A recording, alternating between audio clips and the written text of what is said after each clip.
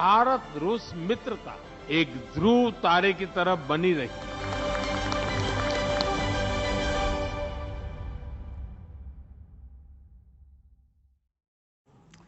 You've seen all the color. Now let's talk about the substance. The joint statements, the agreements, the key takeaways. Prime Minister Modi and President Putin held wide-ranging discussions. They reviewed every aspect of the India-Russia relationship.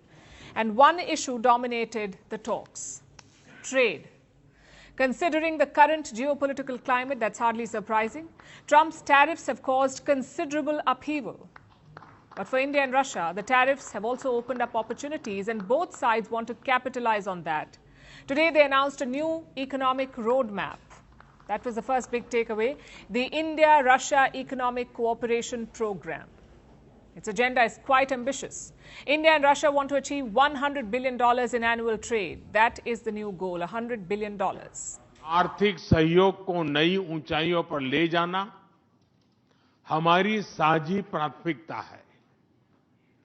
इसे साकार करने के लिए आज हमने 2030 तक के लिए एक इकोनॉमिक कोऑपरेशन प्रोग्राम पर सहमति बनाई है। इससे हमारा व्यापार और निवेश डाइवर्सिफाइड, बैलेंस और सस्टेनेबल बनेगा और सहयोग के क्षेत्रों में नए आयाम भी जुड़ेंगे। What's the value of bilateral trade today? Around $65 billion. They want to expand it to $100 billion. Both sides believe that it is within reach, the $100 billion mark. Russia is counting on energy exports. Putin wants to keep supplying oil to India. Today he said the shipments will remain, quote-unquote, uninterrupted. Russia is a reliable supplier of oil, gas, coal, and everything that is required for the development of India's energy. We are ready to continue uninterrupted shipments of fuel for the fast-growing Indian economy. It's a strong message of intent. Putin highlighted some projects which are already in the pipeline, like the Kudankulam project in Tamil Nadu.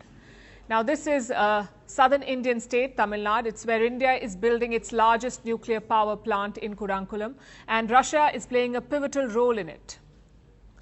Russia is providing the reactor technology. It is sharing construction expertise. The Kudankulam plant will have 6 nuclear reactors. Putin said that 2 of them are already operational, another 4 are being built, and he said that Russia remains committed to the project.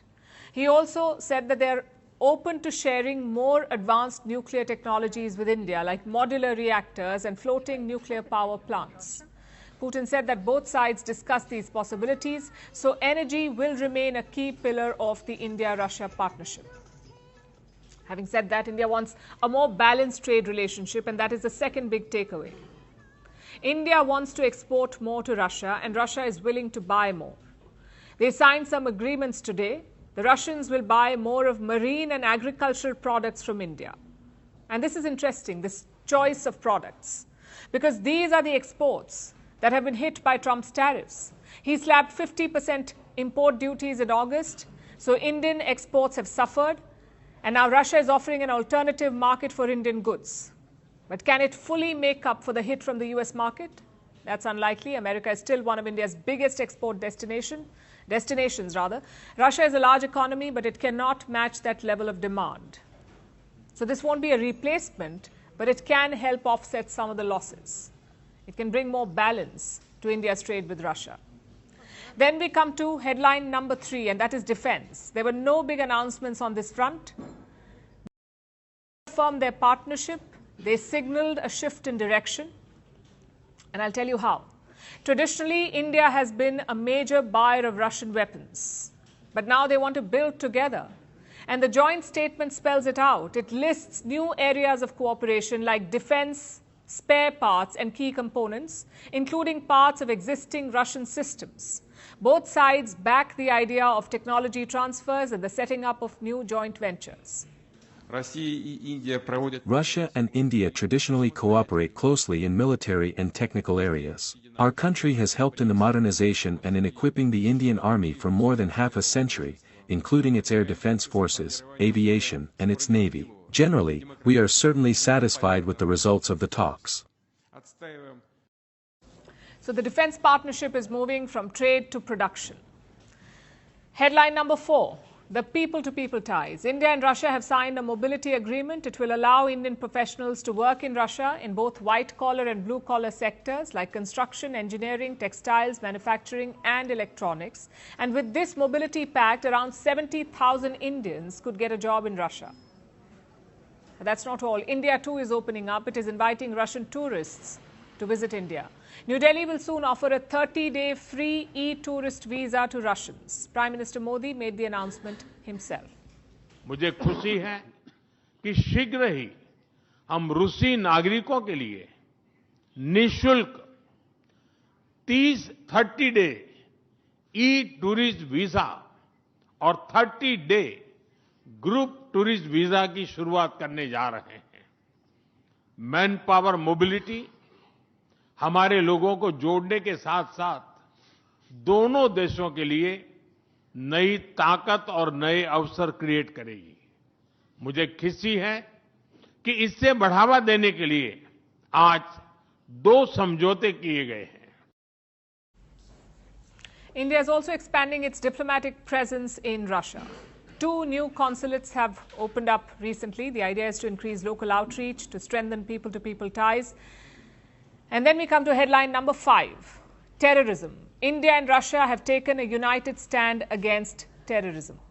आतंकवाद के विरुद्ध लड़ाई में भारत और रूस ने लंबे समय से कंधा मिलाकर सहयोग किया है। पहलगाम में हुआ आतंकी हमला हो या क्रोकस सिटी हॉल पर किया गया कायरतापूर्ण आघात, इन सभी घटनाओं की जड़ एक ही है।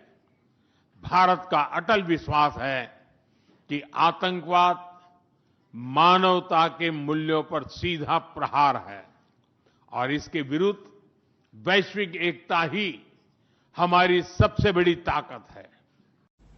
The joint statement condemned 2 recent attacks, one in India in Jammu and Kashmir's Pahalgam and the other in Russia at Moscow's Crocus City Hall. Both leaders reaffirmed their commitment to counter terrorism in all its forms, including cross-border terror, terror financing networks and terror safe havens. In fact, this has been a cornerstone of the India-Russia partnership. So those are the 5 big takeaways. Now let's also tell you what they left out. The war in Ukraine. It finds no mention in the joint statement, although Prime Minister Modi did speak about it, and here's what he said. Ukraine के संबंध में भारत ने शुरुआत से शांति का पक्ष रखा है। हम इस विषय के शांतिपूर्ण और स्थायी समाधान के लिए किए जा रहे सभी प्रयासों का स्वागत करते हैं। भारत सदैव अपना योगदान देने के लिए तैयार रहा है और आगे भी रहेगा। So this summit was about highlighting shared interests and reiterating that this relationship is here to stay. Western sanctions and pressure cannot force them to part ways. India and Russia are doubling down.